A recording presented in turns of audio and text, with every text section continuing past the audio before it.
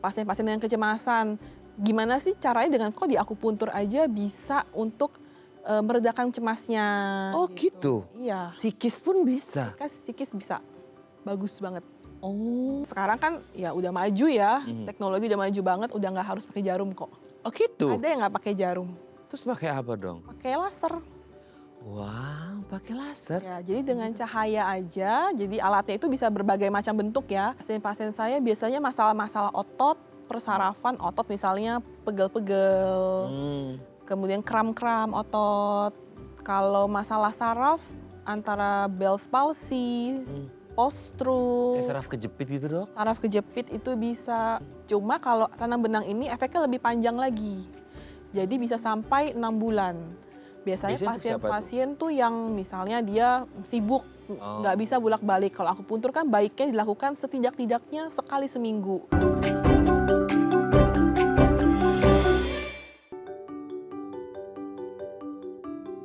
Halo pemirsa, apa kabar Anda hari ini? Senang sekali Sarah dan Matlias dapat kembali menemani Anda dalam sebuah program talk show inspiratif. Ini dia Bincang Sehati.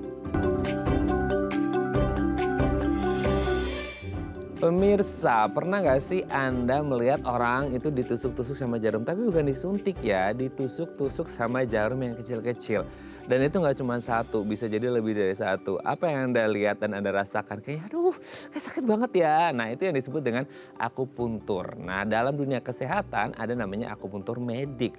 Waduh, ini manfaatnya sebenarnya apa sih? Kenapa orang-orang ini ditusuk-tusuk pakai jarum gitu ya? Bukannya sakit ya? Nah itu kerasa sakit atau enggak sih? Nah makanya hari ini kita akan mengupas tuntas apa itu akupuntur medik, gimana prosesnya, prosedurnya, manfaatnya. Yang paling terpenting adalah sakit enggak sih? Dan untuk mengobati penyakit apa aja. Makanya hari ini kita akan mengupas tuntas seputar akupuntur medik untuk kesehatan. Tapi sebelum bahas itu, kita akan membahas terlebih dahulu beberapa mitos atau fakta seputar akupuntur. Nah, untuk membahasnya telah hadir bersama kami di studio Bincang Sehati ada Dr. Jill Tantra SPAK, dokter spesialis akupuntur medik dari Rumah Sakit IMC Pulau Mas. Selamat pagi Dr. Jill, apa kabar? Selamat pagi, baik. Sehat ya dok ya? Sehat. Dok hari ini agak merinding nih ya karena kita ngomongin jarum yang ditusuk-tusuk.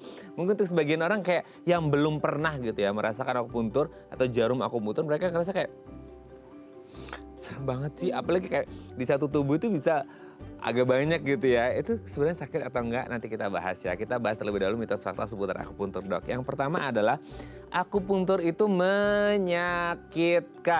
Gimana nggak menyakitkan dok? Itu ditusuk-tusuk sama jarum. Gini ibaratnya orang kayak kemarin COVID ya dok ya, orang mau divaksin dan lain sebagainya, disuntik sekali aja tuh sakit banget gitu. Ini jarumnya banyak, betul nggak sih kalau akupuntur tuh pasti menyakitkan? Atau ini mitos atau gimana? Mitos. Jadi nggak menyakitkan dong? Nggak menyakitkan. Karena jarum yang dipakai di akupuntur itu jarumnya sangat kecil. Jadi kira-kira 1/10 lebih kecil daripada jarum suntik biasa. 1/10-nya? Ya, jadi memang almost painless lah.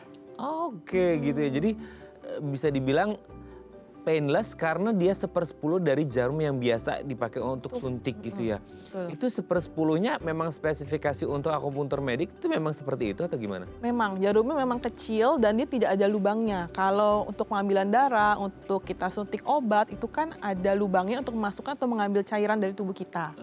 Tapi kalau akupuntur itu jarumnya padat, tapi kecil sekali.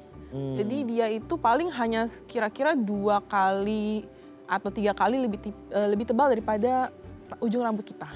Ujung rambut itu kan kecil banget ya dok, berarti Ya. itu kecil banget ya? Kecil banget. Tapi ada kerasa kayak at least kayak klik gitu-gitu. Kadang-kadang mungkin ada yang berasa seperti digigit semut gitu ya, kayak merasa sesuatu. Ada juga yang kalau kita mungkin nusuknya gimana atau pasien terlalu sensitif, itu bisa juga dia merasa seperti ada rasa baal, berat, atau rasa nyetrum yang menjalar, itu juga bisa. Cuma memang kalau pasien nggak nyaman dengan sensasi tersebut, kita sebutnya sensasi penjaruman. Oh, sensasi penjaruman. Kalau pasien nggak nyaman, biasanya kita apa ya istilahnya, kita kendorin sedikit gitu. Jadi kita tarik sedikit jarumnya supaya sensasi tersebut hilang. Oh, mungkin juga itu efek dari penyakitnya nggak sih dok? Kenapa akhirnya bisa penjarumannya itu benar-benar kayak nyetrum gitu ya? Itu efek atau Enggak ada sih. hubungan sama penyakitnya nggak? Sama penyakitnya nggak berhubungan biasanya. Sensitivitasnya aja ya? Iya. Oh, karena setiap orang pasti sensitivitasnya berbeda-beda. Beda-beda terhadap nyeri. Oke, jadi ininya nggak sakit lah ya, nggak sampai meraung-raung, wah sakit gitu nggak mungkin ya. Itu kayaknya saya kalau ditusuk ya dok, sakit banget ya. Oke, yang kedua, jarumnya katanya bisa menyebabkan infeksi. Nah, ini orang kayak, wah itu kan jarumnya banyak dok. Jangan-jangan itu bekas orang lain. Nanti kalau orang lain ada penyakit yang infeksius menular, gimana? Nanti kita ketularan juga dong, bisa menyebarkan infeksi dong. Ini dong itu, wah, kayaknya banyak tuh dok yang ngomongin masalah jarum gitu ya. Itu gimana tuh? Itu mitos. Cuma memang kita harus hati-hati ya sebagai nanti mungkin ke pasien juga.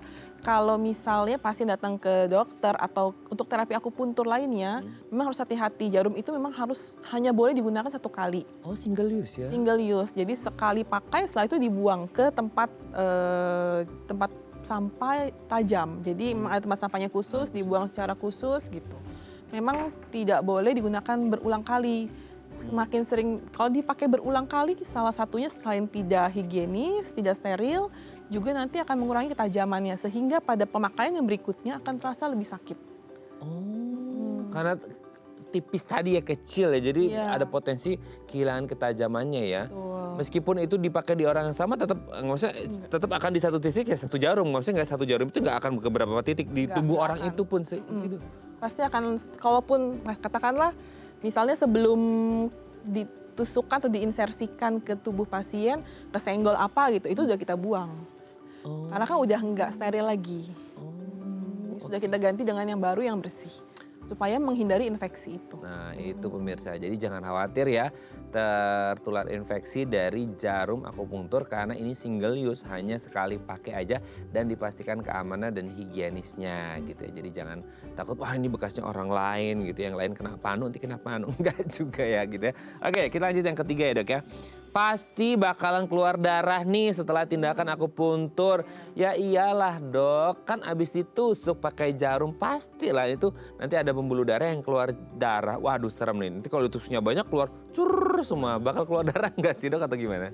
Pada kasus-kasus tertentu mungkin iya, tapi memang tidak selalu terjadi seperti itu. Jadi ada penelitiannya, hanya sekitar 3% dari total seluruh penusukan jarum akupuntur itu yang mengakibatkan perdarahan. Perdarahannya pun bukan perdarahan yang ngucur gitu ya, enggak.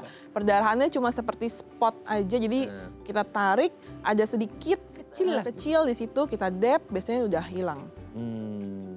Jadi memang perdarahannya sedikit sekali, itu pun hanya 3% dari semua tindakan yang kita lakukan. Nah itu dia ya, memang ada kemungkinan tapi kecil banget posibilitasnya, hanya 3% aja, dan itu pun untuk case-case tertentu. Jadi mostly 97% aman gitu ya dok ya. Oke, jadi jangan takut keluar darah, kalaupun keluar darah masih kecil itu bisa dihilangkan, jadi aman ya. Oke, kita lanjut yang keempat. Nah ini dia, banyak orang nggak tahu ya. Makanya hari ini kita bahas akupuntur medik ya untuk kesehatan. Karena selama ini kayaknya banyak orang mengenal akupuntur itu untuk estetika aja gitu dok. Untuk kosmetik, untuk kecantikan. Apakah hanya berbatas pada kecantikan saja atau sebenarnya cakupan dari akupuntur itu ternyata luas banget kok, nggak hanya untuk kecantikan atau gimana? Betul Mas Raden, jadi memang luas sekali. Akupuntur itu jadi selain estetika juga bisa, tapi kita tuh kalau di medik lingkupnya adalah mulai dari promosi kesehatan, kemudian pencegahan, kuratif atau menyembuhkan, kemudian juga rehabilitatif atau mengembalikan fungsi yang sebelumnya ada, kemudian misalnya hilang karena suatu penyakit, misalnya stroke, lalu kita kembalikan lagi, kita bantu supaya mencapai ke potensi maksimalnya lagi. Dan yang terakhir adalah untuk paliatif.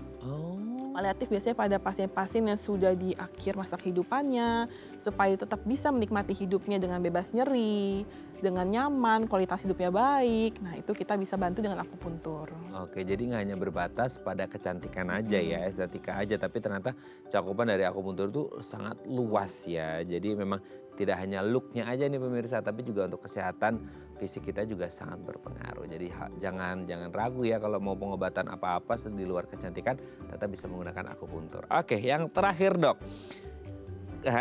Ini agak lumayan sensitif nih yang tapi harus kita bahas gitu. Mungkin ada yang beranggapan bahwa akupuntur itu pengobatan tradisional dok, bukan kedokteran atau bukan medis. Karena selama ini kita taunya ya akupuntur itu sama non dokter kan gitu. Dan sekarang kok ada yang bilang medis. Nah ini sebenarnya tradisional kah atau medis kah atau gimana sih dok sebenarnya?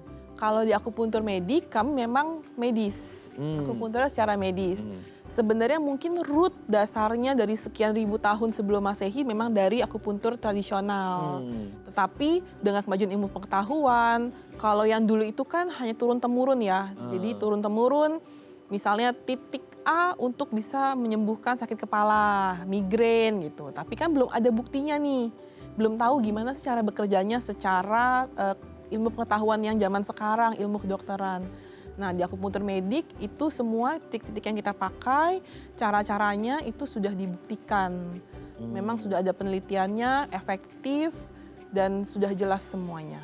Oke, jadi memang betul root dari akupuntur itu tradisional, yang ilmu yang diturunkan secara turun-temurun, biasanya dari satu keluarga karena ilmu budaya juga termasuk di situ ya tradisional. Tapi seiring berjalannya waktu dengan perkembangan teknologi yang semakin canggih, masuklah dalam dunia medik dan itu disempurnakan di dunia medis gitu ya dok ya. Jadi akhirnya kalau yang tradisional itu mungkin nggak clinically proven, tapi kalau medik ya pasti udah secara klinis terbukti gitu ya dok. Dan itu sudah diakui di seluruh dunia. Wah ini pengetahuan. Nah, untuk mengetahui lebih lanjut seputar akupuntur medik nanti kita bahas di segmen selanjutnya ya dok ya. Oke pemirsa, kalau Anda punya pertanyaan seputar tema kita hari ini boleh tanya-tanya di 021 290 32644 atau di Instagram kami di @bincangsaati.tv. Kami akan segera kembali.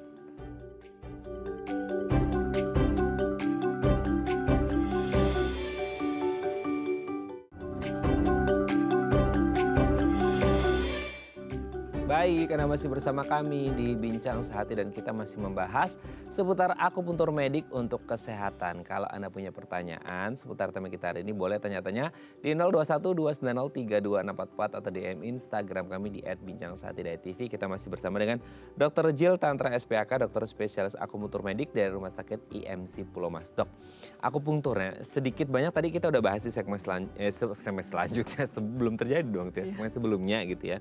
Nah, ini kan kalau ngomongin lebih detailnya lagi nih dok, akupuntur selama ini kan kita kenal sebagai pengobatan tradisional gitu ya. Sesuatu yang kayaknya udah tadi dokter Jill sampaikan turun-temurun gitu ya. Yang akhirnya dari satu keluarga, dari ayah ke anaknya dan akhirnya anak cucu cicitnya dan lain sebagainya. Nah, boleh nggak sih dok diceritakan dulu tuh kenapa ada akupuntur gitu sehingga akhirnya tuh sampai akhirnya sekarang kita kenal dengan akupuntur medik gitu ya. Tapi kita cerita dulu sejarah awal mula akupuntur itu dulunya seperti apa sih? Mungkin yang dari tradisional gitu ya sehingga akhirnya sekarang dengan perkembangan teknologi masuk ke dunia medis gitu dok. Jadi kalau dulu itu akupuntur kan memang dari Cina ya, dari Tiongkok sana itu ribuan tahun yang lalu.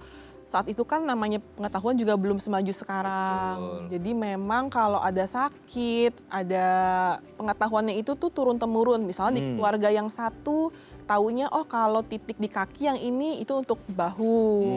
Titik yang ini untuk pencernaan. Iya betul. Jadi ketika makin berkembangnya ada yang mengumpulkan titik-titik tersebut, kemudian dibikinkan buku zaman dulu ya.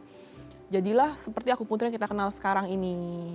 Kalau di Indonesia sendiri sebenarnya masuknya itu sekitar tahun 1960-an. Saat itu presiden kita kan Bapak Soekarno ya.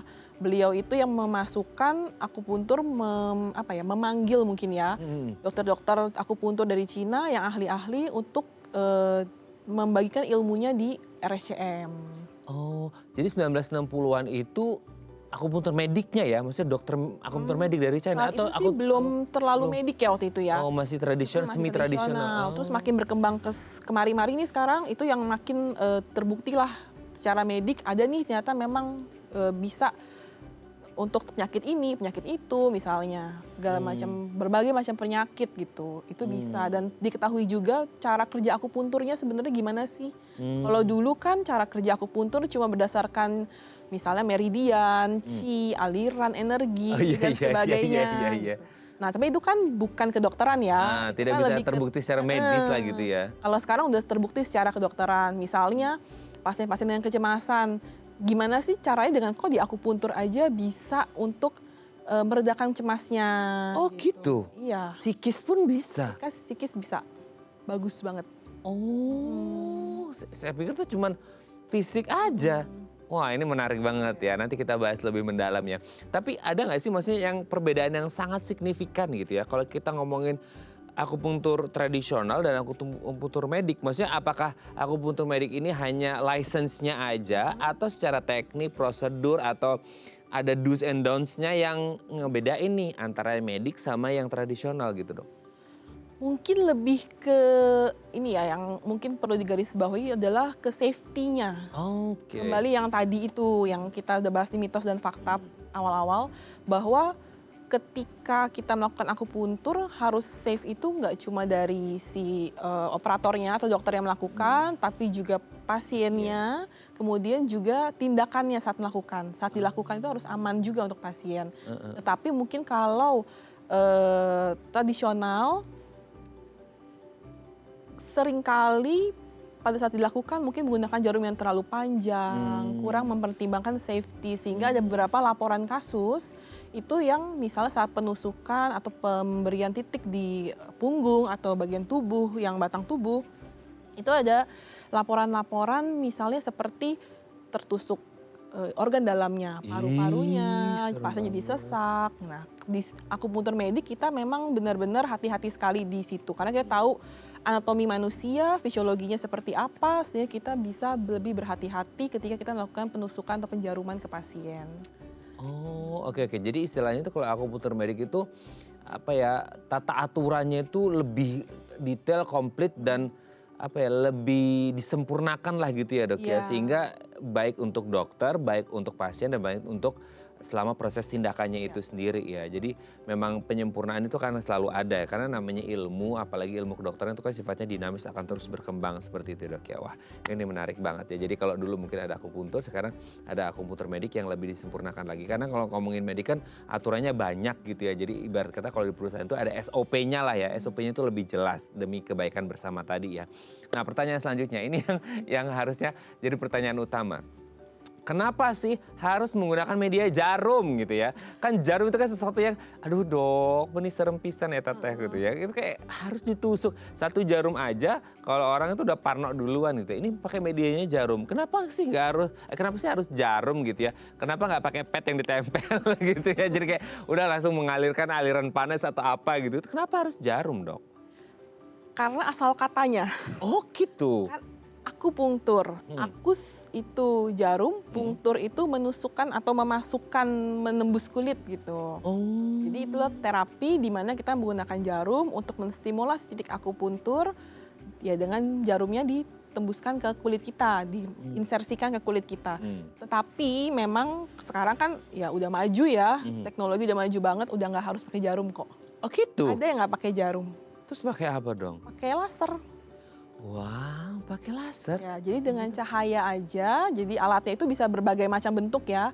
Tapi memang ujungnya biasanya dia kecil, jadi mungkin hanya sekitar 0,5 atau lebih kecil dari itu.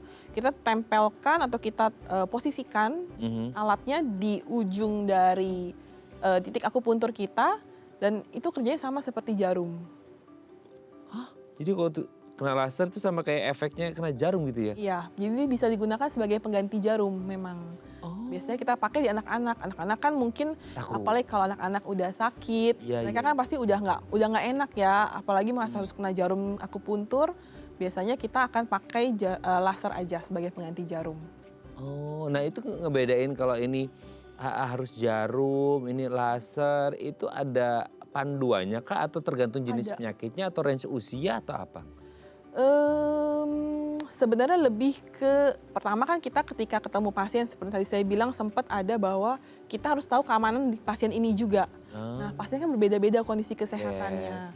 Kalau pasien yang misalnya minum pengencer darah, terus dia darahnya encer sekali dengan INR lebih dari 3, kita nggak mungkin pakai jarum karena resiko perdarahannya besar.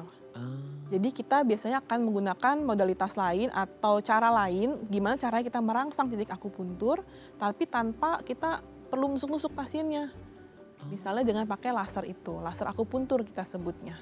Oh, kan gini dok, kalau jarum itu kan ibarat kata meskipun dia sangat kecil ukurannya di kulit atau di daging kita kan pasti ada traumanya ya, bekasnya gitu ya, ada bolongnya meskipun kecil banget kan gitu, sangat kecil banget ya gitu ya. Nah kalau laser, maksudnya dia ada bolongnya pasca tindakan itu atau gimana tuh?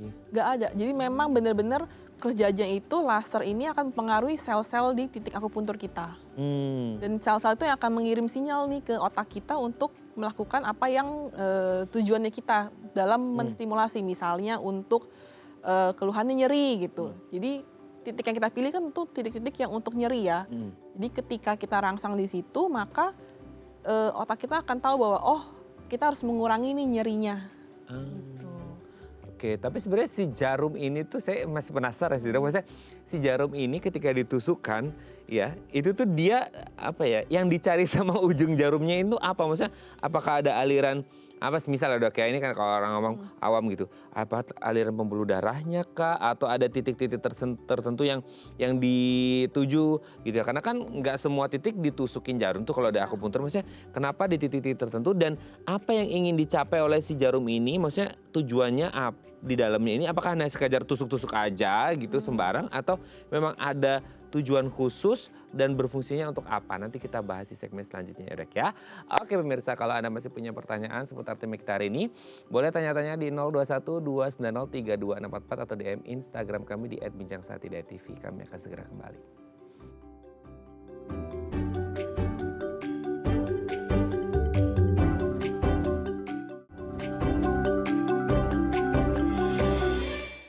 Baik, karena masih bersama kami di Bincang Sehati dan kita masih membahas tema kita hari ini seputar akupuntur medik untuk kesehatan. Kalau Anda punya pertanyaan seputar tema kita hari ini boleh tanya-tanya di 0212903244 atau DM Instagram kami di @bincangsehati.tv. Kita masih bersama dengan Dr. Jill Tantra SPAK, dokter spesialis akupuntur medik dari Rumah Sakit IMC Pulau Mas. Oke dok, ini menjawab sebenarnya penasaran saya juga sih.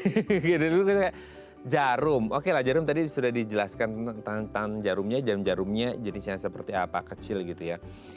Pertanyaan itu sekarang kayak jarum itu, kalau ngomongin jarum ya, tadi kan ada laser juga gitu. Kalau laser kan langsung mengenai sel-selnya gitu ya. Nah kalau jarum itu yang lebih populer kan mungkin jarum. Itu tuh kayak kan nggak semua titik di tubuh kita ditusukin jarum tuh dok. Maksudnya di titik mana itu ditusukinya dan kenapa di situ, dan yang dia ingin capai atau targetnya di situ tuh apa sebenarnya dari si jarum ini sendiri? Ini mungkin pertanyaan atau penasaran banyak orang ini termasuk saya. Kenapa harus dengan media jarum dan ditusukin di bagian tubuh tertentu dan dia ngarah apa sih gitu? Kalau titik akupuntur itu biasanya memang lebih kaya akan pembuluh darah, persarafan, sehingga ketika kita menusukkan jarum di sana, responnya akan lebih baik ya. Ada respon yang diberikan oleh tubuh gitu. Jadi tubuh itu mengenali, oh diberikan di titik, katakanlah titik yang di tangan sini L4. Biasanya titik ini untuk keluhan-keluhan di kepala, kemudian nyeri di seluruh tubuh. Jadi selain memang bisa ditusukkan dengan jarum, kadang kami pun juga memberikan peresepan ke pasien untuk ditekan aja misalnya. Ya. Nah, jarumnya sendiri itu ketika ditusukkan titik akupuntur, dia akan mengalami, jadi jaringan kita kan mengalami perlukaan kecil, mikrotrauma kita sebutnya. Dan mikrotrauma itu dia karena luka itu akan memberikan apa ya, sel-selnya akan mengeluarkan protein-protein yang memberikan sinyal, dan biasanya dia berjalan ke saraf terdekat, kemudian dari saraf kita akan dialirkan, ditransmisikan ke susunan saraf pusat. Jadi susunan saraf pusat itu ada dua, yaitu otak sama tulang belakang. Ini ada isinya sumsum tulang belakang. Nah, sumsum tulang belakang inilah awalnya, jadi dari saraf misalnya kaki atau tangan yang kita tusukkan, dia akan ke sana, kemudian baru diteruskan lagi ke otak. Nah, nanti barulah sesuai fungsi masing-masing titik itu. Ada yang untuk masalah hormonal, dia regulasi hormon. Kemudian untuk nyeri dia akan mengeluarkan zat-zat anti nyeri seperti beta endorfin.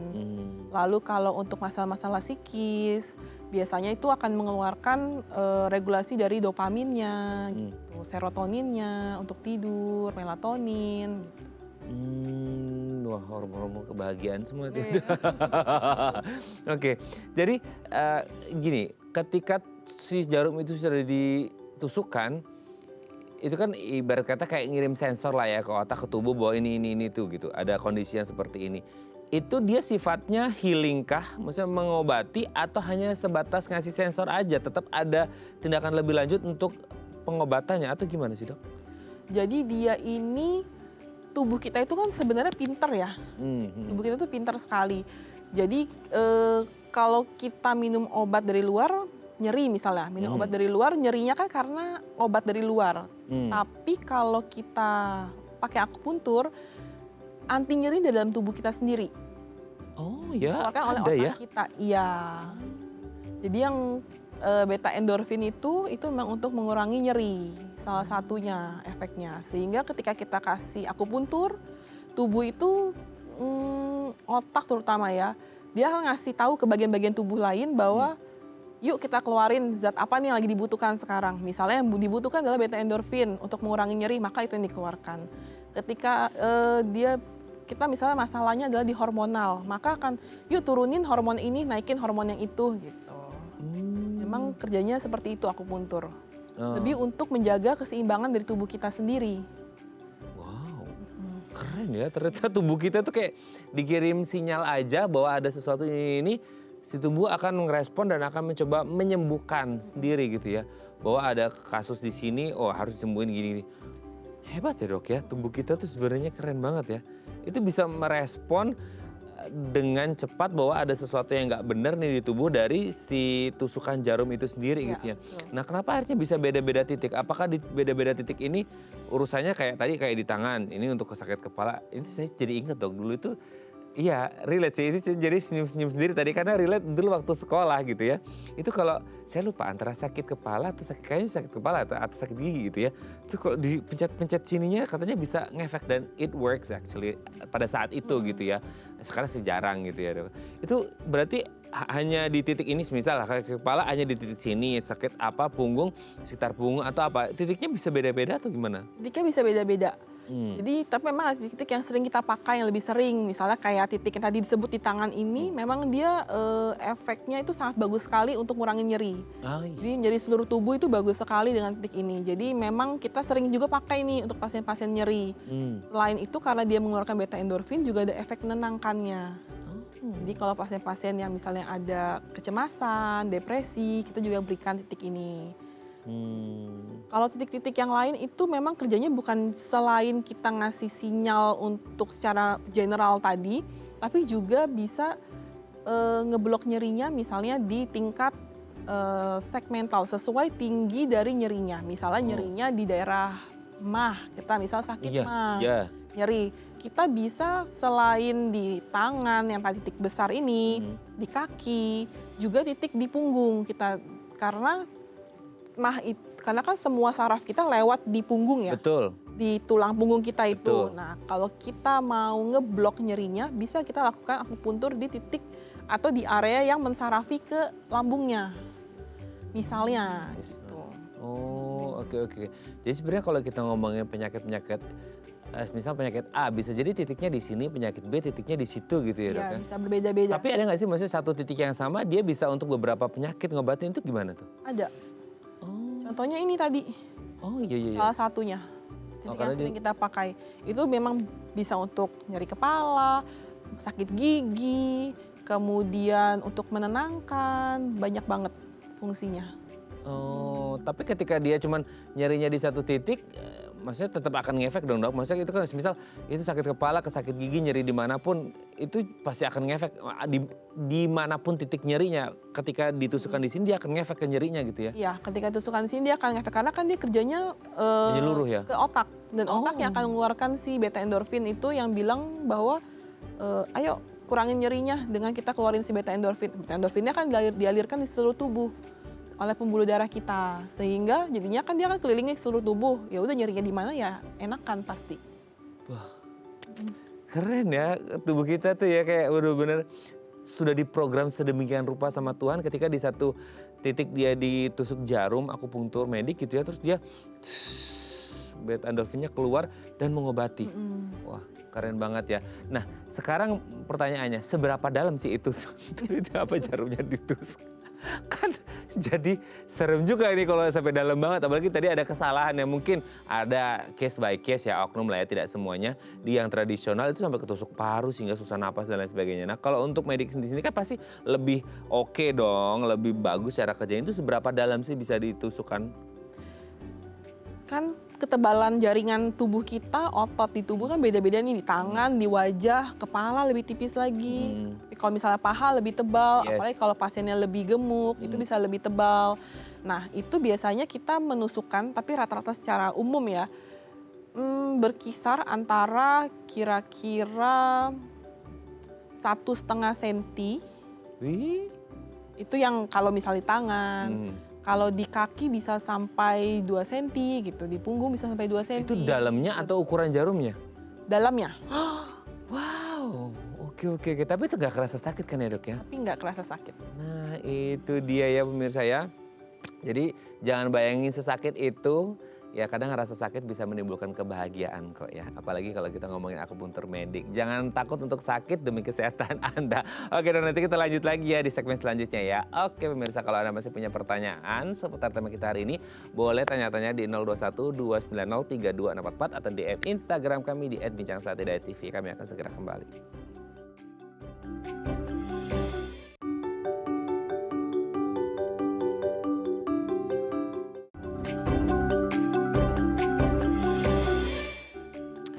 Baik, Anda masih bersama kami di Bincang Sehati dan kita masih membahas tema kita hari ini seputar akupunktur medik untuk kesehatan. Kalau Anda punya pertanyaan seputar tema kita hari ini, boleh tanya-tanya di 021 290 3264 atau DM Instagram kami di @bincangsaati.tv. Kita masih bersama dengan Dr. Jill Tantra SPHK, dokter spesialis akupunktur medik dari Rumah Sakit IMC Pulau Mas. Oke dok, sebelum kita lanjut, ini ada penelpon, kita sapa terlebih dahulu ya. Halo, selamat pagi, dengan siapa di mana? Halo, selamat pagi. Iya, selamat pagi Dr. Jill, Pak Matias. Oh iya, selamat pagi. Selamat pagi, Bu. Halo. Sehat. Iya, dengan Ibu siapa di mana Ibu? Dengan Siska di Jakarta. Ibu Siska di Jakarta, sehat Bu? Iya, sehat dok. Oke. Sehat Pak Matias. Ya. Sama aja. Bu Siska, mau tanya apa nih ke Dokter Jill? Silakan. Saya punya saudara.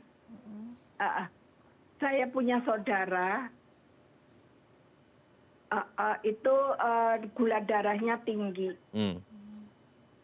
Terus sekarang ada masalah dengan saraf di saluran kencingnya.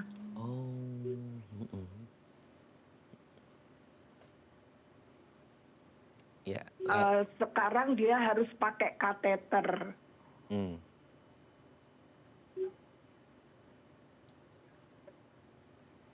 Yang saya mau tanya, apakah bisa diinikan dengan akupuntur itu Dokter Jill? Oke, sebelum ditutup Bu Siska, saya mau tanya ke Dokter Jill dulu, apakah sudah jelas atau Dokter Jill mau ada beberapa pertanyaan untuk memperjelas informasinya? Boleh. Boleh. Saya izin bertanya ya, Bu Siska, kira-kira saat ini kondisi gula darah dari saudara Ibu apakah sudah lebih terkontrol atau masih tinggi ya Bu?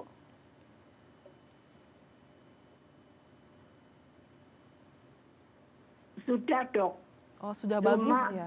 Masalahnya di saluran kencingnya sekarang dok. Baik. Sudah berapa lama ya Bu kira-kira untuk penyakit diabetesnya?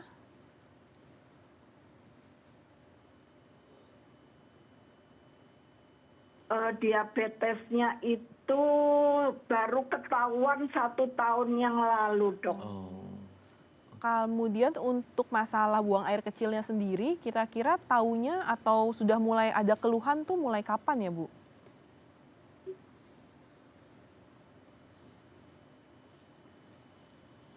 Ya itu dok, pas ada masalah di saluran kencing, terus ke dokter, Iya, itu sejak kapan kira-kira, Bu? Ke dokter, terus itu diketahui bahwa dia gula darahnya tinggi.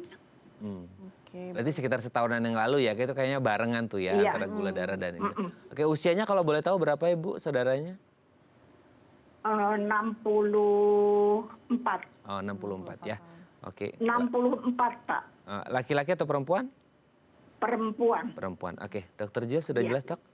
Oke, baik. Terima kasih Bu Siska. Kita akan coba jawab ya. Terima kasih Bu Siska. Sehat selalu. Salam untuk keluarga di rumah. Oke, ini Bu Siska ini sayang banget sama saudaranya. Ditanyain Iya. tuh. Gimana tuh, Dok? Kondisi yang tadi. Jadi memang kalau gula darahnya sudah lebih terkontrol, kita bisa bantu dengan akupuntur juga untuk keluhan dari, jadi memang biasanya kalau sudah gula darahnya tinggi, sudah lama, memang biasanya akan ada komplikasi-komplikasi lain betul. selain dari gula darah Betul. itu. Jadi bisa ginjalnya, kemudian rasa kebas-kebas, jadi mempengaruhi ke sarafnya juga. Nah, mungkin pada kasus saudara Ibu Siska ini, saraf yang terpengaruhi adalah saraf untuk buang air kecilnya. Jadi kalau di akupuntur kita bisa bantu untuk supaya pipisnya itu lebih lancar. Dan tidak sakit kali ya, Dan Dok ya? iya, betul. Oke. Nah, kalau hubungannya sama diabetesnya kan orang takut kayak diabetes terus ditusuk-tusuk tapi lukanya nggak sembuh dong, susah sembuh. Nah, itu gimana? Aman nggak sih untuk penderita diabetes? Kalau gulanya sudah terkontrol seperti saudara Bu Siska ini aman, nggak masalah. Malah akupunturnya ini bisa juga membantu. Oh. Jadi membantu mengontrol gula darah yang tadinya ada pasien-pasien yang gula darahnya tinggi terus udah dikasih obat segala macam masih tetap tinggi, sudah rubah gaya hidupnya, olahraga, makannya dijaga, rutin berobat tapi tetap tinggi, kita bisa bantu pakai akupuntur.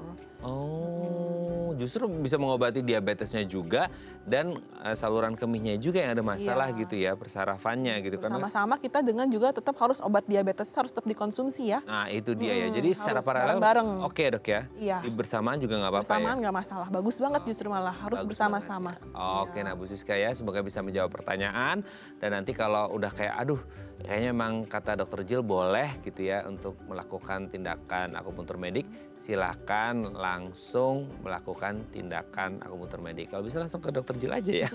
Terima kasih ya Bu Siska dan sehat selalu. Oke, Dok, setelah dari telepon kita beralih ke DM Instagram ya. Ini dari Bu Linda.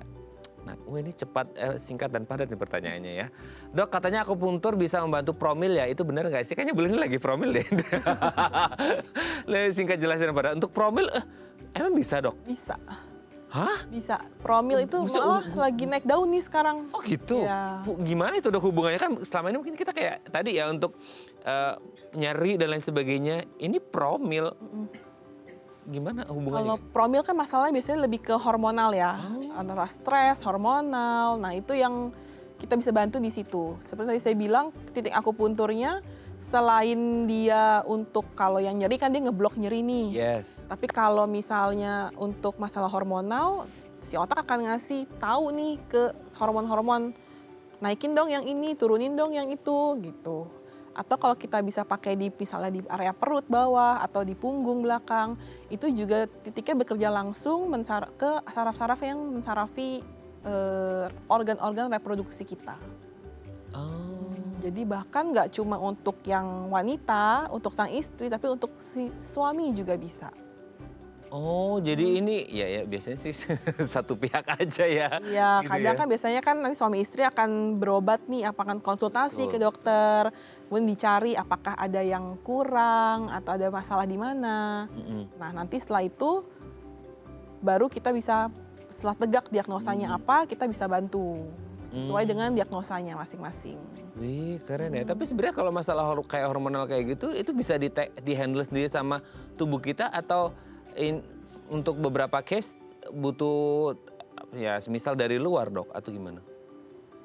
Kalau tergantung diagnosa ya, Iya. tapi memang ada diagnosa yang kita harus sama-sama sama dokter Obgyn untuk kasus-kasus hormonal, harus bareng-bareng.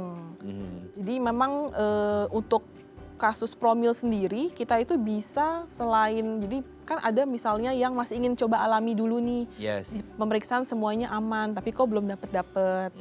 Kita pakai untuk yang konsepsi alami, jadi untuk kehamilan alami. Tapi ada juga yang memang mungkin ditemukan ada suatu masalah, baik anatomi maupun hormonal. Nanti itu kita bisa pakai tergantung nih pasiennya apakah ingin inseminasi atau ingin bayi tabung, akan disesuaikan dengan nanti kondisi masing-masing. Oke, nah itu nanti bisa dilihat lah dok ya, kondisi dari setiap pasien kan pasti akan berbeda-beda gitu ya. Tapi pastinya yang ini bisa gitu ya, promil itu bisa. Semoga ini bisa menjawab pertanyaannya Mbak Linda ya. Kalau lagi program hamil semoga lancar. Datang ke dokter Jill lagi juga nggak apa-apa ya. Oke, nah tapi sebenarnya sebagian besar nih kalau ini kan menarik ya, ternyata ada promil juga pun ikut juga di dalam. Tapi sebagian besar itu kalau untuk akupunktur medik ini yang paling banyak digunakan apa? Atau mungkin secara umum atau mungkin pasien-pasiennya dokter Jill itu sebagian besar tuh datang untuk apa sih dok biasanya? Pasien-pasien saya biasanya masalah-masalah otot, persarafan otot misalnya pegel-pegel, kemudian kram-kram otot. Kalau masalah saraf antara Bell's palsy, postrus. Saraf kejepit gitu dok? Saraf kejepit itu bisa, malah banyak kasusnya belakangan ini saraf-saraf kejepit. Kemudian pernah juga ada kasus itu miastenia gravis. Oh iya? Iya. Oke, itu beberapa kasus yang sering Yang muncul sering, ya? selain promil ini juga lagi banyak nih sekarang pasien-pasiennya. Oh, promil juga? Iya. Wah, banyak ya ternyata. Jadi kayak hari ini saya kepikiran tuh akupunktur tuh untuk yang nyeri-nyeri aja. Ternyata promil pun bisa, bahkan psikis pun bisa. Psikis bisa. Oh, itu bekerja sama dengan psikiater juga atau enggak? Maksudnya lintas disiplin ilmu gitu nggak sih dok? Iya, biasanya kita memang ada pasien-pasien yang dirujuk dari psikiater, dirujuk ke kami untuk dibantu supaya misalnya dosis obatnya sudah maksimal. Dalam artian obat tidurnya nih sudah maksimal tapi kok masih nggak bisa tidur ya, masih bangun-bangun. Kami bantu dengan akupuntur. Biasanya hasilnya baik banget itu. Wah, ini mah jadi semua bidang ilmu lintas disiplin ilmu ya. Si akupunktur ini, wah keren banget. Ternyata sedahsyat itu dan se-universal itu akupunktur medik. Nanti kita lanjut lagi ya dok ya di segmen terakhir. Nggak kerasa kan? Kayak, waduh ternyata sehebat itu akupunktur medik. Nanti kita lanjut ya dok ya. Oke pemirsa, kami akan kembali saat lagi. Tetap bersama kami di Bincang Sehati.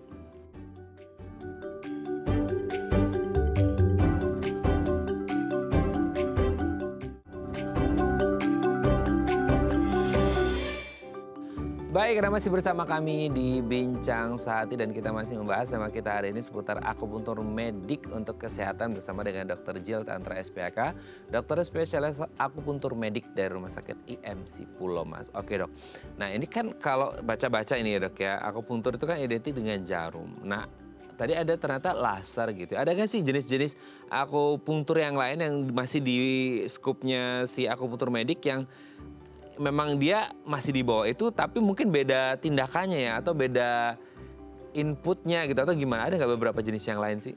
Ya kalau di kita sebutnya mungkin lebih ke modalitas ya. Jadi cara lain dalam melakukan akupunktur medik gitu.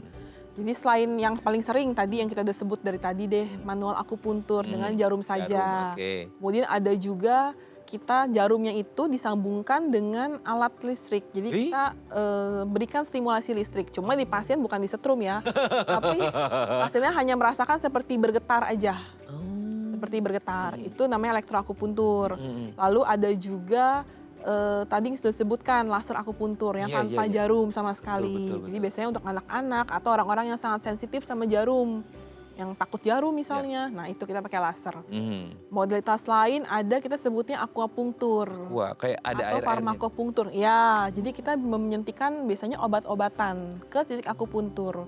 Fungsinya adalah untuk merangsang titik akupuntur itu lebih lama. Karena obat-obat itu kan perlu waktu untuk diserap. Betul. Jadi akan merangsang titik akupuntur itu sekian jam kemudian.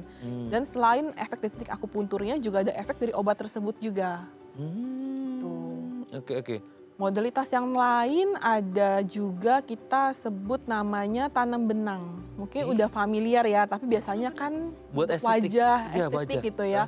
Ini fungsinya kurang lebih sama seperti si farmakopunktur, cuma kalau tanam benang ini efeknya lebih panjang lagi. Jadi bisa sampai 6 bulan. Biasanya pasien-pasien tuh yang misalnya dia sibuk, nggak bisa bolak-balik. Kalau akupuntur kan baiknya dilakukan setidak-tidaknya sekali seminggu. Lebih bagus kalau bisa 2 kali seminggu. Tapi kalau pasiennya misalnya sibuk, dia nggak sempet bolak-balik atau tinggal di kota yang tidak ada dokter akupuntur Iya, di sana, jauh. sehingga repot kalau harus bolak-balik ya. Jadi bisa pakai akupuntur tanam benang. Jadi sekali dilakukan tindakan, nanti kita mungkin beberapa hari, 3 hari kemudian pasien bisa kontrol, kita lihat dulu aman nih, nggak ada infeksi, pasiennya nggak ada keluhan apa-apa, keluhannya sudah membaik. Setelah itu mau pulang ke kota asalnya bisa. Karena kita tinggal pantau aja, misalnya pasien ada keluhan bisa tinggal kontak aja. Gitu. Weh, keren ya, perkembangannya sangat luar biasa. Tapi sebenarnya itu bisa dari beberapa modalitas tadi tuh pasien bisa milih atau sesuai kebutuhan dokter akan anamnesis dulu bahwa ini kayaknya cocoknya ini gitu dok. Biasanya sih kita pasti pertama tuh akan ngobrol dulu sama pasien, jadi tahu kan keluhannya pasien apa aja. Kemudian yang penting juga kita cari adalah kontraindikasi. Oh iya betul. Kontraindikasi itu yang nggak boleh kita lakuin gitu. Artinya pasien-pasien seperti apa sih yang bisa kita berikan elektroakupuntur. Pasien-pasien seperti apa sih yang bisa kita kasih tanam benang. Jadi memang tidak semua pasien boleh elektroakupuntur, boleh tanam benang.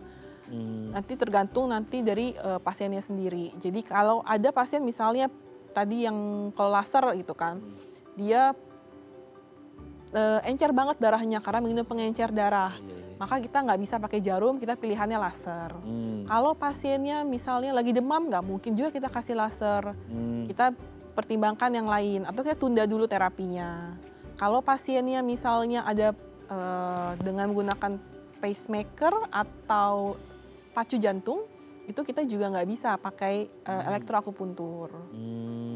Berarti memang harus ada tahu kondisi pasiennya terlebih dahulu ya dok, untuk menentukan tindakan yang tepat. Iya. Jadi tidak bisa pasien milih sesuka hatinya, takutnya nanti malah kontraindikasi gitu ya. Oke, nah ada berapa maksimal jarum sih dok kalau pakai jarum?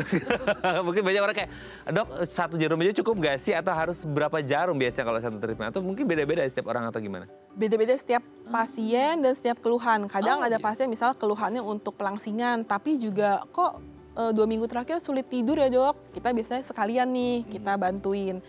Kita kasih titik-titik untuk bantu tidurnya supaya lebih enak gitu. Cuma memang biasanya kita pakai nggak lebih dari 30 jarum. Oke, nah setiap per treatment itu kalau pakai jarum dia bisa berapa lama sih maksudnya ditusuknya itu? 1 kali treatment? 1 kali treatment. Mungkin pasien boleh menyiapkan waktu, kan kita kan awal-awal pasti akan ada ngobrol dulu nih, apalagi kalau belum pernah ketemu gitu kan, baru pertama kali datang, itu mungkin bisa siapkan waktu sekitar 40 menit atau sampai 1 jam deh. Oke, itu udah termasuk ngobrol sama dokter dan juga tindakan gitu ya.